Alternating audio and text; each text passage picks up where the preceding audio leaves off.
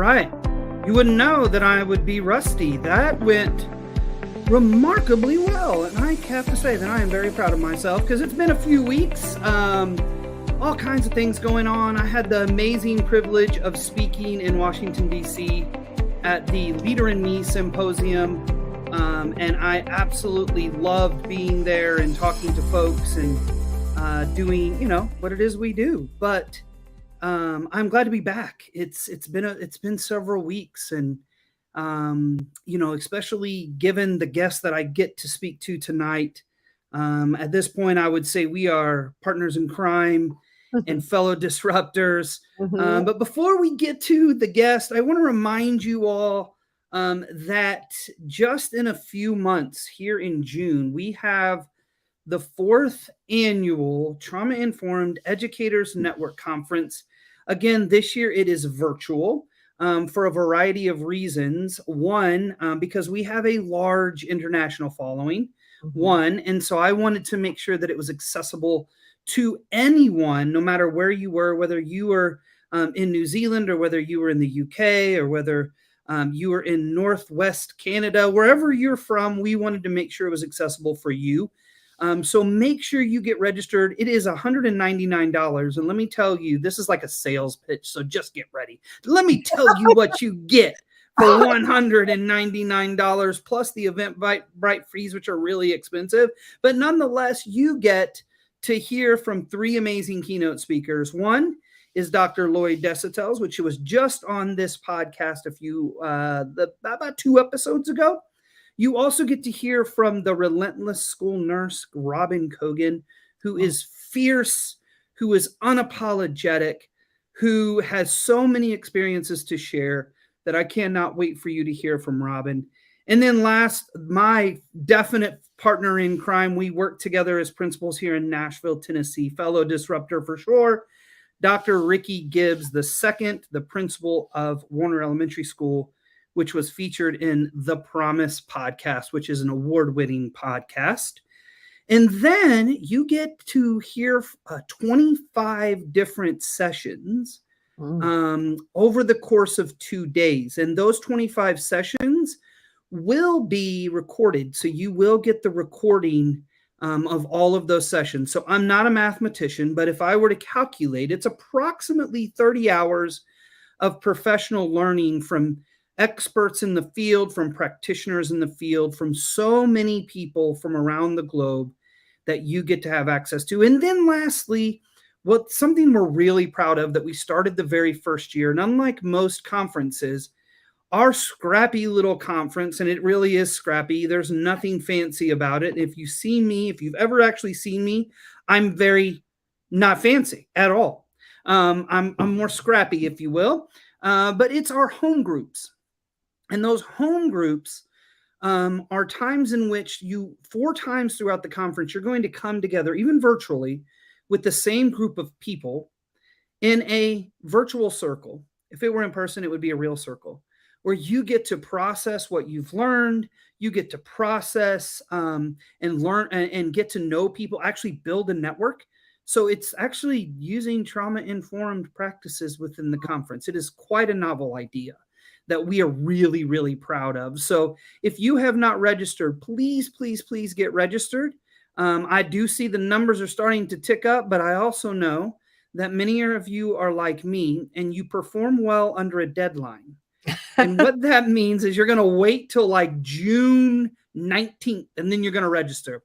Hey, we say welcome. Come on in on the 19th, but we would love for you to get registered early so we make sure we're ready for you. But anyway, so I'm really excited for this episode.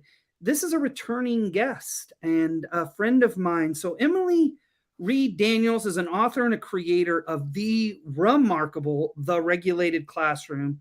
As a former school counselor and proud soccer mom. I like it. I'm a soccer. It's almost like you should admit that, but I actually just can't help it. I am a proud soccer mom in the best way possible. Hey, and I'm a soccer dad. To the point, Emily. Maybe we can get some new associations going with that term, right? To the point, I bought a camera. Oh my gosh, you're than I am. Yeah, it's bad because I'm like trying to take pictures of my phone and I'm like, Oh, these are yeah. life memories. I want to have Yeah. so Yeah. I'm a soccer dad. But anyway, Daniels here that I'm speaking to is an internationally recognized trauma specialist and trainer of trauma-informed schools movement. She served thousands through her in-person and virtual professional development trainings, workshop conferences, webinars, and keynote addresses. And her work has been featured, and I saw these, so I can confirm, in the Associated Press, on Fox News, ABC News, Los Angeles Times, and NPR. How awesome was that, Emily? It was really, it was staggering, like, honestly, because I had the Associated Press come and spend hours, 2 days filming, and they didn't even use any of the film that they took, which was a little disappointing, but they had done a whole feature story on the regulated classroom and the contract I had in the state of New Hampshire to they were doing a back to school series last summer. They wanted to talk about mental health for educators and for students. And so they did. They featured my program and the work that I was doing here, and it was picked up by hundreds of publications around the country. And yeah, I had an interview with Fox News through that, and just, yeah, it was very cool. It was quite an honor. It's one of those moments where you're like, why me? Like, shouldn't somebody else be saying these things? Like, No, definitely you should be saying those, because I think you are one of us, the fellow disruptors, right? Oh, Where yeah, for you will sure. say what is needed to be said. So Yeah. tell us really quick. You were on this podcast in 2020. Yep. Which is mind-boggling to think. But for those of people who didn't listen to that, tell us the Emily story. Tell us about you and how you got to the regulated classroom as a support for educators across the world. Yeah. So I am a former school counselor. And then I also was a student assistance counselor, which is a little different from a school counselor, but that was my most recent role in education.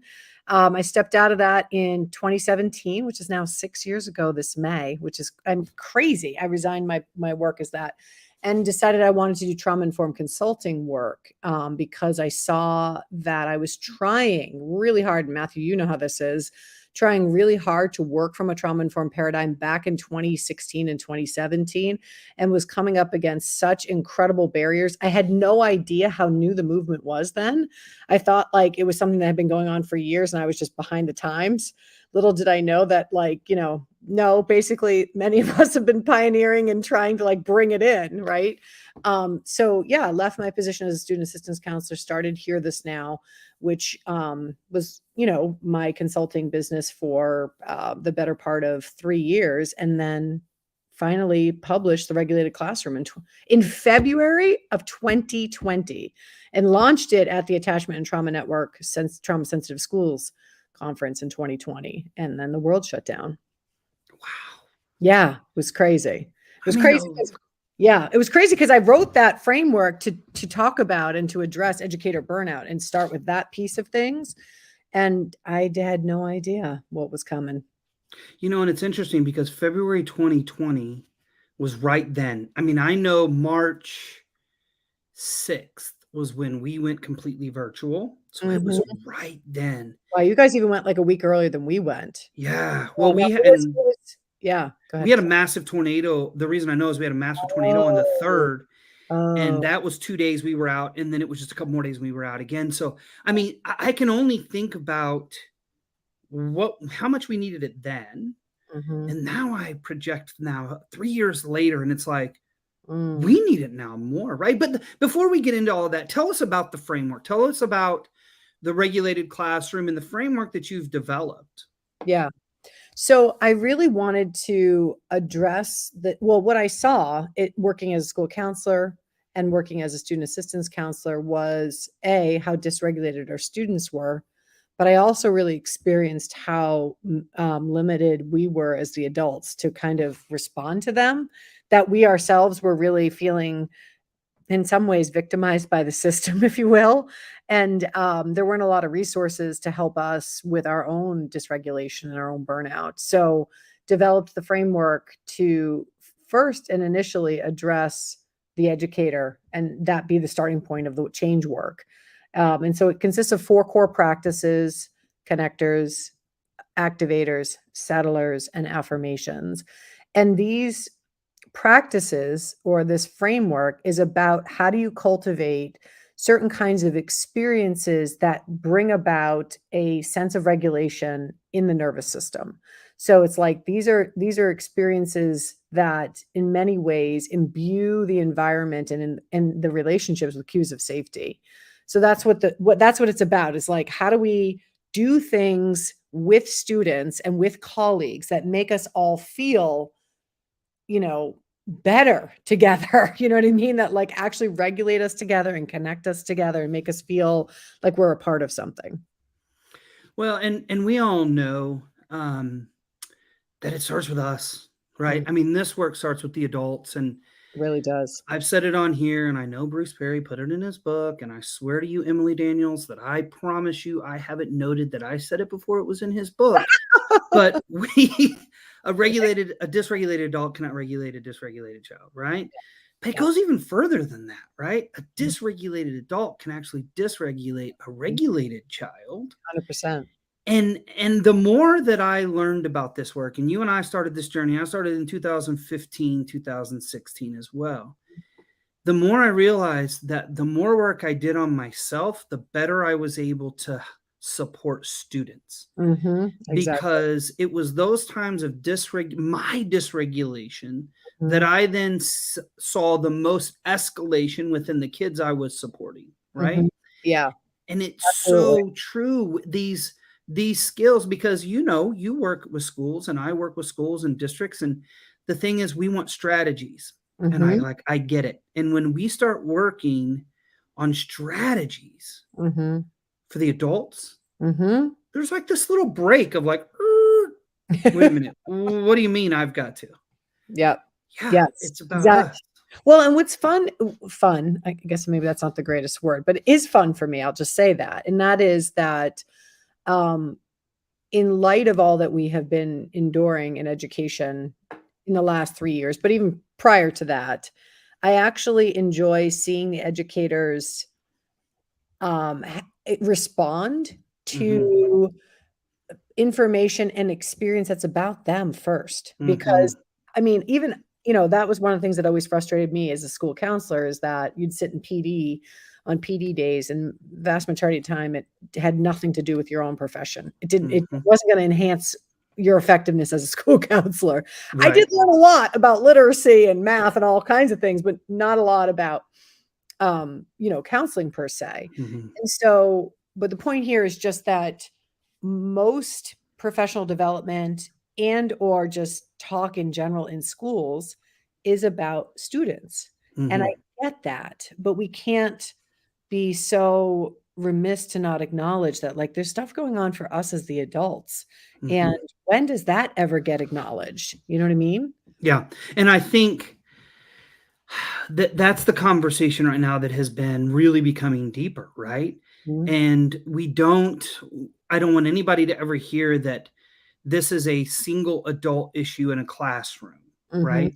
Exactly. What we're talking about is systems that are perpetuating the dysregulation of adults due to 1,000 different things, whether it's in my own state of Tennessee, thank God it got shut down today, but they were going to remove class size limits, right? Wow. Like, to me, I'm like, okay, that right there is another idea of like, you're not even considering adult or kids for that matter. Right. But these legislation and these policies that do nothing but perpetuate the dysregulation of adults. Right. We're also talking that those things need to change. Yes. And I tell people, let people like me that I can't get fired, right? Because I don't work in a school district anymore. Not that I would before. My school district was amazing. Yeah. Let me be the one screaming that too. Yeah. But we also have to work on us. And that's where I think this power of what you're doing is so remarkable. Thank you. Well, and I was in a training even earlier today where people were mentioning that, or it might have been a couple of days ago, where people were talking about, the systems and how broken they are and how in many ways oppressive they can be.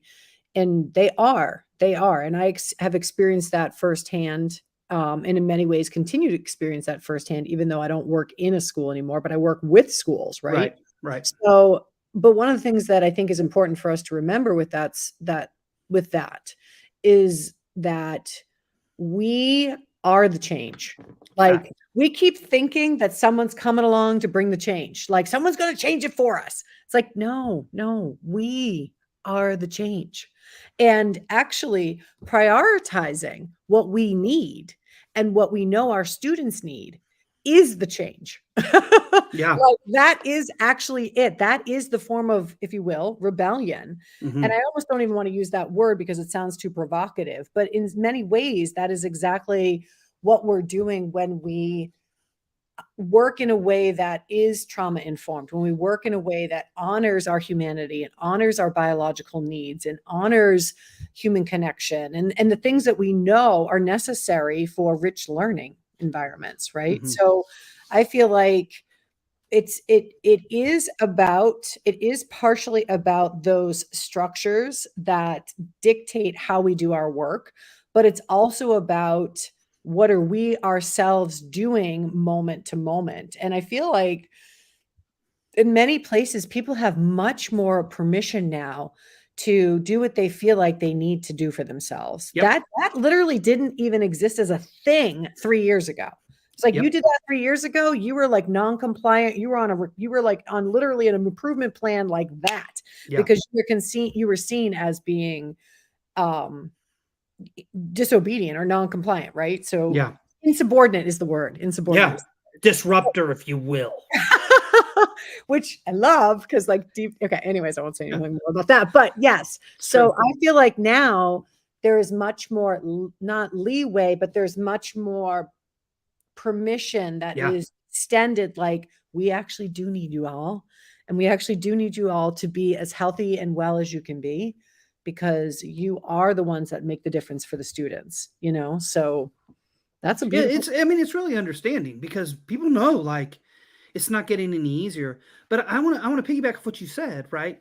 Nobody can mandate that you have to mistreat kids and your peers. Right? Nobody can mandate that. No. Nobody can mandate that you can also be kind, right?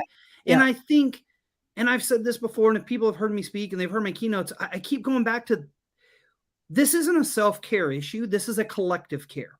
Yes. We need to have school cultures of collective care. Yes. That means from my teammates, that means from the students, that means parent to teacher, teacher to parent, parent to kid. I mean, we need collective care. And part of that is knowing what you need as an individual and communicate that with your team, with your admin, and I know that doesn't exist, right?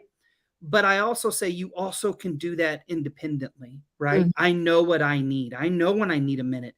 You can take a minute in your classroom, right?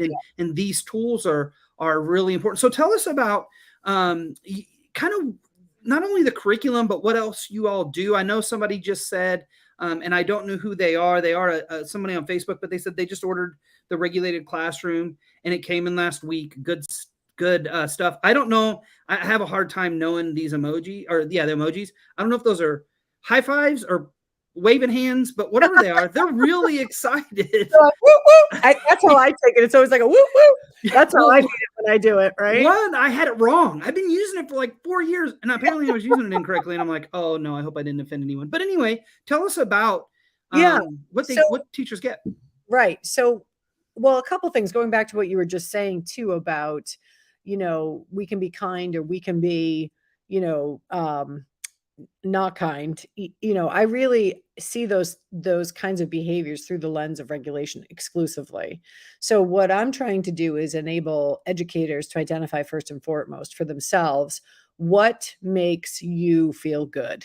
Like just very simply, what makes you feel good when you engage with these kinds of practices. So there are the 4 core practices, and within them, there are all different flavors of that practice, or all different things, exercises that you can do that satisfy engaging in that kind of a practice.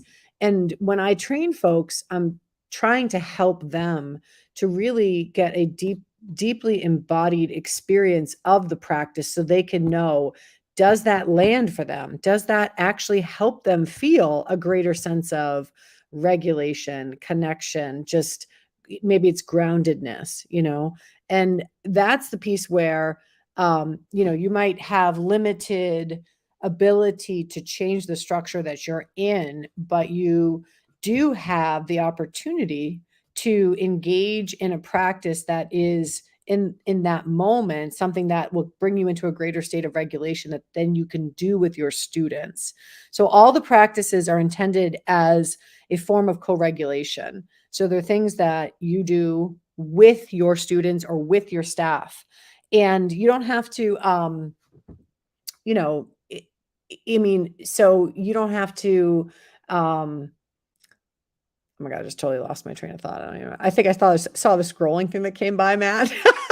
I'm so sorry. Oh my I forgot to God, hit no, that don't out. apologize You're at like, all. what is happening? There's words just Woo, coming out of. that's true. It's just, Oh man. so yeah. And Barbara is listening in on Facebook, and I'm glad she is. And for those of you who listen to the podcast on a podcast platform, no, we did this live, and you can join us any point. But Barbara also mentioned what makes you laugh, right? Yeah. And that is such a key in this work. And when we talk about regulation, laughter can be a key. And you know, people know that I explain my leadership style of a combination between Michael Scott and Ted Lasso.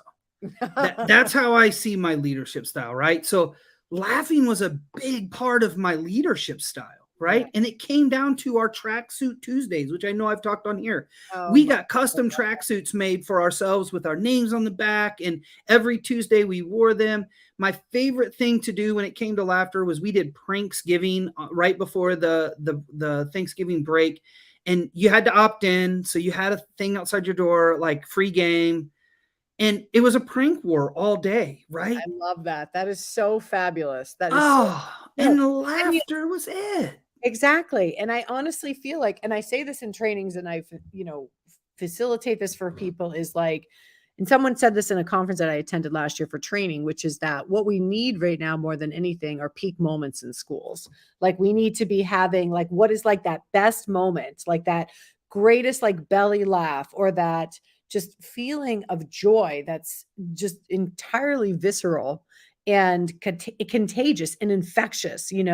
We need all of these joyful experiences to temper what is, you know what I mean? Because there's not like a lot of like joy in the tenor of what we experience in schools right now. There's a lot of angst, there's a lot of anxiety, there's a lot of tension potentially. There's, all these things that are counter to joy. So and we know that laughter helps the body to discharge excess cortisol and reorganize some of the hormone balance, you know what I mean? So we want definitely laughter. We want joy. We want fun. Like it's okay to have fun. It's okay to give yourself and your students permission to be silly or to be playful or to be in movement together, Absolutely. Yeah, and I think it's as much for the adults too. Just Mhm. have fun. And I talk about the staff. They had we said quote unquote book club, but there were never books read, and it was always on Friday afternoons between 4 and 6 at a specific location. Yeah. Because we put book club so we could put it in an email. Don't forget the book club, So it wasn't but it is those things, and people went and they didn't engage in whatever book that others chose. It was just, let's get together, let's talk, let's laugh. And I think sometimes we're missing that in schools, Mhm. and yet there's opportunities that we can take. So let's talk about some of the tools that you provide too, because I have my little tool here that I learned about because I came to talk to you at the ATN, and Yeah. you were like, hey, you've got to meet this amazing creator of Mhm. Capable. Mhm. And once I got this little, and I'm not going to show it yet, once I got it in my hands, I was like, I need it. Oh yeah. I can't live without it. I don't think people understand that literally the tools that I have selected to put in the toolkits of the regulated classroom are bar none the best of the best. They are not Yeah. just the average crap from Amazon. Right. So Capable. So what Matthew has there is the magnetic focus fidget that was designed by Marna Pacheco. I'm probably saying Marna's last name wrong, and I'm really good friends with Marna. I'm sure she doesn't mind. It's cool. I am. But she is the person who developed Capable, which is a weighted technology or weighted product business. And she developed it because she has an adoptive daughter, Millie, who had a lot of significant abuse and trauma in her early years and needed and benefited from weighted products. But Marna wanted to make the products as effective as they could be and as beautiful as they could be so that they weren't stigmatizing in any way. So I include every product that I can reasonably within my product because it's the best of the best. And it's Marna has patented weight technology in her product that has been statistically shown to reduce stress response in the body. And so, we have a beautiful weighted scarf. Matthew's using the magnetic focus fidget in the co-regulation classroom toolkit. There's like a weighted lap pad that also doubles as a shoulder wrap that is magnetic as well. And the products are beautiful and they're really effective. I mean, my husband and I now sleep with her weighted blankets. And we each got one because otherwise we were fighting over who got the weighted blanket in the bed. So now we each have one. They're matching. So they look really nice too. And that's the thing. Yeah. So sometimes, so I do have sensory tools and sensory tools as a way in which to aid regulation, because sometimes the body needs more than just a practice in a moment. It needs some other kind of input to help it come into a greater state of regulation. And so in my training and my understanding and also in my personal experience, I've come to really value that. And so that's what I'm trying to share with educators is normalize the use of those for themselves. And then also a way in which to model for students their intended benefit and intended purpose. And that's one pushback that I would always hear, because we used calming tools as well. And if you call them tools, I call them tools. They're not toys, right? And we were very explicit with our kids. What's the difference between a toy and a tool? Right? A toy is something it can distract. It's distracting other people. It's not being used for calming. We had all kinds of expectations, right? But it's true, they work. And as a principal, I had a fidget in my bag that I use during principals meetings. And now that I work a lot on Zoom, I do use this. And it is from Capable. And I tell you that just the tension of the magnets and pulling them apart and putting them together. And this is like the most soft material. So it's really the texture of it. And I collapse it and then I pull it apart. And that pressure of pulling. So satisfying. Is it not so satisfying? It's just so calming, right? And then Marna, by the way, I want you to know that I've now also used this for another thing. When I unplug my computer to take it downstairs, I put all the cords in the middle and then I clasp them and then I sit it back down so I don't have to. Now, this is just lazy. It is. So I don't have to bend over and pick them up every time I come back up to my office. But I think, and Emily, I think you probably know this. And if you don't, I used also a pulse oximeter for kids. And it was to show them their heart rate, right? Because breathing is a powerful tool. We know that the polyvagal theory shows us how powerful breathing is and making sure we get that autonomic nervous system to calm. And I would put that on their finger with their permission, of course. I wouldn't be slapping it on a kid's finger. And then we would breathe together, co-regulation, and they could actually watch the number of their heart rate decline in like a minute. And I would just reinforce, see, that's your superpower. It is. And it absolutely is. And I think that's part of what I think is beautiful about the work that we get to do now is that we get to actually help ourselves and our students be more self-aware, right? And to understand how stress impacts their body, and it may impact their behavior in the moment, or it may impact their experience of something as well. And how great is that? I mean, right? I mean, really? Yeah, and it is great. And yet I see this push against it happening, right? I see this counter narrative happening of, it's an underlying Trojan horse trying to get things into kids' brains. And I'm like, hold on a minute. I can't comprehend why we don't want our kids to be more self-aware, right? To learn skills, not only for self, but to know like, oh my goodness, I am in a bad place. I need to get myself, or with the support of someone else, I need to get myself back to where I can focus and function. And how have you had any encounters with that Oh pushback yeah. Oh narrative? yeah. What's Oh that yeah. been like? Well, I mean, it was really unfortunate. I mean, I definitely experienced it when I had the state contract because the commissioner wanted to double the contract, and there was political, there was political backfire, exactly what you're describing. But I think, in some ways too, I understand where that comes from the standpoint of I know that change is threatening to people. I know that people experience change. Many people experience change as a form of danger and as a form of threat. And so I expect it to some extent. It's not that it doesn't frustrate me. It's not that it doesn't anger me or dysregulate me and defense mobilize me. It does. But when I can get into a more regulated state about it, I can also see where it comes from. And I think that, even so, like, and again, Matthew, I'm in the Northeast, you're in the South. It is different in regions, in different regions and in different parts of the world.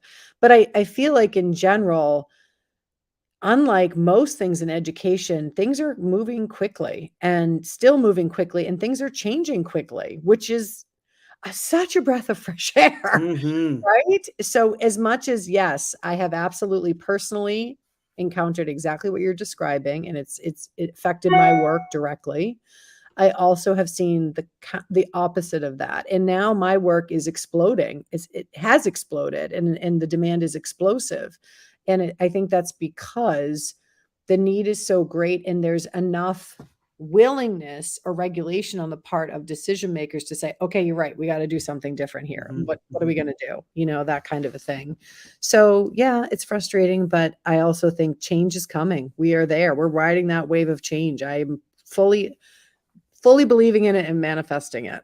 And I think you're right. I think because the pace in which things are changing Mhm. is so rapid that this is a response to I there's not an understanding of it. So it is a very quick basis, superficial understanding, and people are operating in what they think is the best interest without really understanding the depth of what we're discussing and talking about. And Exactly. it is that response to change so rapidly Mhm. because there's a need. I mean, it Yeah. comes from the need of educators and kids. And I did a webinar with the U.S. Department of Education, and it was around the $1 billion designate the funding that they've provided to states around student Mhm. mental health and school safety. Mhm. And the big push was when we talk about student mental health and safety, we're talking about how do we make kids safe for themselves and those around them, Mhm. right? Mhm. It is a individual and community process. And what you have developed and what you're doing is just that. Mhm. Now, Exactly. there's going to always be, and Emily, I had to embrace this too, to realize we're on the front of the wave. Yeah, it took me a long time to get that, Matt. I Oh, thought I was in the back end. I'm a little slow with that. And then I realized, okay, there's not that many people out in the ocean right now. Okay. There is now. There's a much yeah. many more now, but there wasn't back then. And isn't it funny how all of the rafts began to like Come convene in a together. really weird, Yeah. strange way? And it did. It's how we all became connected. And I'm really proud of the Trauma Informed Educators Network because it has brought so many people to what we now think is a growing island, Yeah. right? That we're growing, and then we're going to be like, go into our places and do the change that we need. Please, that was not like any type of colonization reference, because that's not what I was saying. But it really has become this movement Yeah. that nobody can tell us you can't be kind. You can't be a regulated adult. You can't teach regulation to kids. Yeah. These are life skills that I wish I would have known when I was 17, 18, 19, 20. I probably wouldn't have engaged in the things that I did, trying to deal with the things I was dealing with. That Mhm. my process was really unhealthy and very dangerous, to be quite Mhm. honest. Mhm. I thought, man, if I would have had some of these techniques and strategies taught to me, not that my life would have been different, and I don't regret anything, but it also is like, I'm lucky I'm actually here, Yeah. because I engaged in some really Risky dangerous, stuff. risky behaviors. Yeah. And we don't want kids to go down that road, Mhm. right?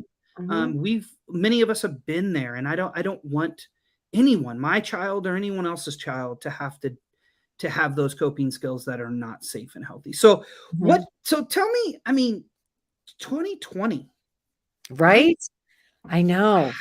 It's like years ago. Doesn't it feel like years ago? It feels like so long ago. And yet I feel like there has been such dramatic shifts. When that first happened, when we first went into lockdown, I remember thinking, oh, this is going to be really good for the work. Like, just as soon as we can get to the place where there's a little bit of what we've known restored, people are going to be really understanding how trauma affects all of us, right? Because that was a truth even pre-COVID.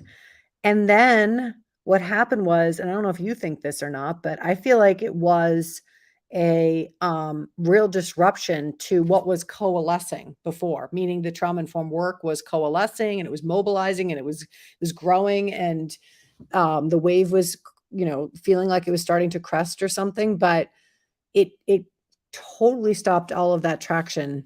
It did. It just crushed that momentum because we were all in survival mode. And so there was no bandwidth to think about or to reflect on what we were in. We were just trying to get through each day, and then I think too, during that time was, for many, especially in our white community, it was the George Floyd racial reckoning experience of like, oh my goodness, like, so it's like compounded with multiple things and isolation and loss of jobs and life and all these things. And then all of these feelings that teachers have been feeling for a long time, it just like compounded after the, oh my goodness, teachers are heroes, to the quick right turn of now they are trying to indoctrinate our children, right? Like, and all of that happened in the matter of a short period of time. And now, like, we're just now going, okay, where's the next step? Yeah. And I think pre-COVID, we were already on that step. Yeah. We kind of got knocked back a little bit, and now that momentum is beginning to move forward. It is. It is. And it's multiplying, which is, at least that's how I see it, or that's how I experience it, is that it feels like it was shocking. I thought that the hungering for something would have been there, but it wasn't. It was like people just didn't want to. Nobody wants to talk about trauma when you're literally living in the middle of it. Like, nobody wants to do that. Like, there's no bandwidth for that. Yeah, Barbara. So there is in the regulated classroom, if that's what your question is specifically about, it's all rooted in neuroscience. It's rooted in the work of Dr. Stephen Porges and polyvagal theory. It's rooted in the work of Dr. Bruce Perry and some of his core principles, and some of the research that his work has illuminated. And then there's many others too. You'll you'll have to check it out if it's something that you're interested in. But yes, the framework in and of itself is very much rooted in the most recent neuroscience, which is partly why I feel like people are interested in it so much right now, because they're looking for, okay, this is great information. What do I do to apply it? How do I make this practical? And that's really what I've tried to do with the framework. And Barbara, if you're talking about all of the stuff we're talking about as far as COVID, and it's all grounded in brain science. All of our life experiences are grounded, right? Yeah. And the regulated classroom 100% is grounded in the neuro science and the physiological science of stress and trauma, for sure. Yeah. So what do you see? Okay, so that was 3 years ago, Emily. It's 2023. What do you see for the regulated classroom in 2026? 3 years. Come on, going just 1 month at a time. No.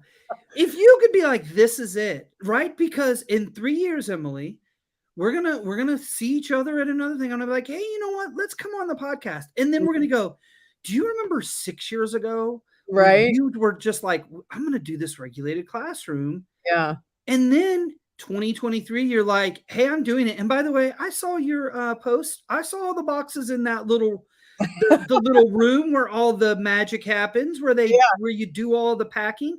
So Yeah. what do you see 2026? What do you see for the future of what you're trying to accomplish? Well, if it stays on its current trajectory, I think it'll continue to multiply in big ways. That is my hope from the standpoint of I what feels really good to me, because the reason that I got into this work is because I'm an incredibly passionate person about supporting people, period, right? But it's definitely rooted in wanting to support children really well, because I saw how needed that was in the work that I did with kids, and how much, like we've talked about, they need healthy adults around them. They need regulated adults around them. I feel like that's the only hope for our future. And so, because there's so many other parts of like the way our lives are that really challenge wellness in early life, that I feel like they need healthy adults. And I can see that, or what makes me proud, I guess that's a better way to put it. What makes me proud is when I hear people who are using the framework come back and say, wow, I can't believe what a difference it makes. I can't believe how much I feel so much more regulated. I feel so much more connected to the students. I can see that it's changing things for them. I can see that they feel safer in my classroom with me. Like those kinds of things. I feel like, yeah, that's what I'm hoping for, So I want it to grow beyond me. I want it to be something that it's a go-to resource for folks, much like other well-known programs are a go-to now. And not that any of the programs that currently exist don't have their place of merit. It's just more that a lot of the stuff that's around that people are going to is stuff that isn't rooted in the current neuroscience. So it's limited in its effectiveness. And I say that from a place of having used it myself. So I love the idea of how this could spread well beyond me and honestly make a difference, make a big difference. Well, in 2026, we're going to come back and we're going to be like, remember what you said? I know. Because Did I make the mark? I don't know. you know what? Hey, Yeah. you're doing it though. And that's the thing. And Oh, I yeah. agree, Emily, of what you said is what you've created is grounded in what we know is truth and science. Yeah. And it is by design disrupting a lot of the practices that we have historically used, because our old friend Skinner Yeah. and his consequence reward ideas, right? Those are still so deeply rooted in every day that what is happening, what I see, is we have programs that have been around for a long time. Yeah.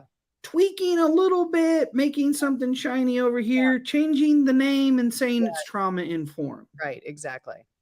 And that is just not the case. No. And I'm pretty outspoken. I know it's hard to believe, but I get in these conversations on social media pretty often, because I do talk about a lot of the systems and structures that are still used in schools that people say, but it's trauma informed. And I say, I used it. I was on the committee. I'm the one who helped develop the handbook. Mm-hmm. It's not. Yeah. And it's okay that it's not, but we have to be able to identify, okay, it's not. Yeah. And here's what I learned, Emily. Something like, and I'm just going to say it, something like PBIS, right? Mm-hmm. That I used in my school from the classroom teacher all the way to a principal. In the words of Maya Angelou, I did what I know. And when I know better, I do better. Exactly. But it even took me all the way until my 6 years of principal to pull out the last pieces of PBIS, Mm-hmm. because the roots are really deep, right? That's a lot to be proud of, though. I gotta tell you, it is deep, man. I know how deep that runs. Yeah. And I don't want people to feel bad if they use it. This is not shaming. Exactly. It's the more that I knew as a leader, the more I realized, okay, we have to do it differently. Yeah. Exactly. Right? Because you can't token economy your way into skills. You can't token economy your way into regulation. Mm-hmm. You can token your way sometimes into compliance. Absolutely. But what we're teaching kids is suck all that up, get yourself together, get your face on, and then come back and act like everything is okay when inside you're screaming and squirming. And we don't. That's what we talk about mental health. Yeah, that's what we talk about trying to disrupt. And please, if you're an educator that uses it, reach out to Emily or myself. Yeah, absolutely. I can tell you why, and I can tell you other things to do. And Dr. Dessa tells her work. We did check in and check out. We started using her self-reflection regulation brain sheet. That's it. That's all it took. That little shift changed how the check-in and check-out looked, right? Well, Emily, I told you this was going to go by fast, but what do you want educators to know from the Regulated Classroom and Emily Daniels? What do you want them to know right now? Just that wherever they're at, whether they're feeling really disillusioned with their work, whether they're feeling discouraged, or maybe they're looking for community, it's there, it's growing. You know, where you're at is perfectly perfect given what you've experienced, but it doesn't mean that that's the only place that you'll be, or that's where you'll remain. There are ways in which to help you recover from what you've been enduring as an educator, and that my work with the Regulated Classroom is entirely designed to support you and to help you shift into a different kind of space and into a different way of being in the work. So, you know, I don't want folks to feel ashamed or feel like a failure or feel like there's no hope. That's not true. There is a lot of hope right now. And I think that change is well on its way. And we want others to join us in this, Matt, right? I mean, there's so many people on this train of like, let's moving this forward. And we need others who are willing to reach out, to connect, to be real, to be vulnerable, to speak the hard truths, and to also try things that are outside of maybe what they typically have done. And I wouldn't even say comfort zone, just things that they have if they're willing to try something outside what they've done, that right there is something that you can work with. And Emily, if people want to follow your work, follow you, where can they find you? What's the website? What's your social media if they want to follow the Regulated Classroom? Thank you, Matt. So it's regulatedclassroom.com. And on Instagram, we are The Regulated Classroom. And on Facebook, we are Hear This Now, because I cannot get Facebook to change it to The Regulated Classroom. We've tried and cannot get it to work. So it's HERETHISNOW is on Facebook. And we are actively trying to grow the social media base. And Emma, who works with me, has been doing a beautiful job of growing our content. I'm really proud of all the work she's done. And we are constantly putting out tips and encouragement and practices and the science and all of that stuff to help keep people informed.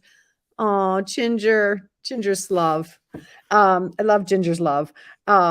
You know, we're there to be a support, to be a resource for folks. You know, you don't need to buy a guidebook or engage in a training or anything like that. There's a community that we're looking to support and to encourage educators to keep going. Because you know what? We need every single one of you. Every single one. We need you. So we're there to try and support folks and to keep them regulated enough to engage with the work. Well, and a great place to join the conversation is the Trauma Informed Educators Network group. If you're not part of the Facebook group, please join. There's only about 32,000 other people that are in that group. We are in there sharing. We are in there connecting. We are in there learning through this process. It is a great place where disruptors unite. You could check out that hashtag. It's everywhere. And then excitingly enough, Emily, you launched the Regulated Classroom at the ATN in 2020. And this year, the Trauma Informed Educators Network launched, because I'm like, I want to be like Emily Daniels. So what did Emily Daniels do? She launched at ATN. I have to launch Trauma Informed Educators Network Professional Learning at the ATN this year as well. You all, if you're not aware, the Trauma Informed Educators Network is becoming a collaborative of practitioners to help schools. And I'm sure we'll be working with the Regulated Classroom on some level to help through this process. And people are like, what PD do you offer? Well, here's the thing. We're not going to do a catalog. We're going to actually meet with the school leaders, the districts, and we're going to say, what are your objectives? What are your outcomes? And then as a team, we are going to develop those to make sure they are outcome driven. Because every district needs something different. Every school needs something different, but every classroom needs the Regulated Classroom. I will 100% assure you, Every classroom in our country needs the regulated classroom. But anyway, if you want to check us out, we are now at www.TIEN.network. And you can see all those fancy little things at the bottom. You can check this podcast out on whatever platform you are. And if you listen and you didn't know, we actually do this live also on the Thursday night in which it's recorded. You can join it on Facebook. You can join us on YouTube. You can join us on Twitter. And you can join us on LinkedIn. On Facebook, you can join at the Trauma Informed Educators Network or Trauma Informed Educators Network podcast. On YouTube, check out our YouTube channel. Every podcast from 40-something is now on there. The video is. I've recently learned that graduate schools are using the content all around the country. And I think that's freaking awesome. And then I also just learned that Dr. Bruce Perry is using his episode on here as part of his content for the Neurosequential Model of Education. That. So, you know, Emily, if you want to add this podcast to your regulated classroom, I'm not going to get mad. I will definitely. I have other interviews in there. I absolutely will. I absolutely will. Thank you so much, Matt. Well, you all, thank you so much for being here. And thank you so much for always listening. I cannot believe that I checked the stats at the beginning of this week. 175,000 streams. Blows my mind. If you haven't, leave us a review, please. That's how we get pushed up into the charts. Leave us a review. If you appreciate it, give us that 5 stars. Tell us why you appreciate this podcast. And I'm going to leave you just like I leave you every week. Please, please, please go into the world and do something freaking awesome.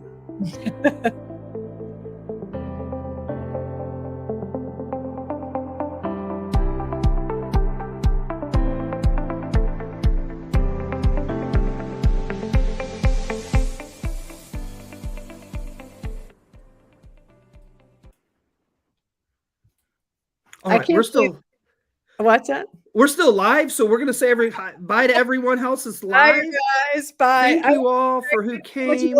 Your son looks like you. I cannot get over it. I just kept the entire time. I kept picturing you without a beard, and I'm like, oh my gosh, that's your pictures of your son. He looks exactly like you, and he acts just like me. So I both love it, and it terrifies me. Right? All of this. My poor wife. She just waved the white flag. She's like, oh my gosh. Well, you all for. Sorry, go ahead. I'm just going to say bye to everybody who was on here, and then we're going to stay on for just another second. Thank you, Barbara, for being on here. Thank you, Seth. Thank you, Megan and Meg/Megan. Thank you, Ginger. Thank you, Susie. All of you that were on here, we appreciate you so very much. And next week, I will see you all back. And I was going to tell you who is going to be on, but I don't have it pulled up. But nonetheless, we'll be back next week, and I will talk to you all then. See y'all.